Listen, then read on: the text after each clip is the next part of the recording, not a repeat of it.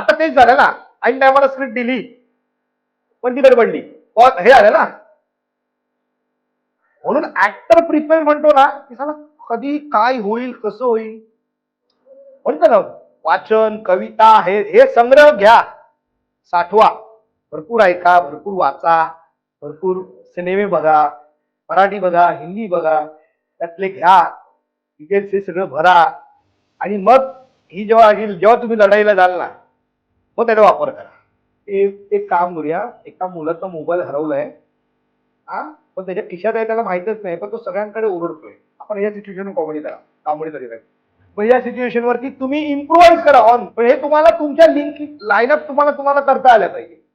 Actually आहे ना सोपं असतं पण तसं कठीण नाहीये. काय म्हणतोय, सोपं असतं पण तसं कठीण नाहीये. सोपं केव्हा असतं जेव्हा तुमच्याकडे भरपूर असेल ना, वाचलेलं असेल, ऐकलेलं असेल, मग तिथल्या तिथलं आपल्याला काढता येईल. तर तुमच्या कपाटातच काही नाहीये तर काढणार काय तुम्ही? बरोबर पुसतो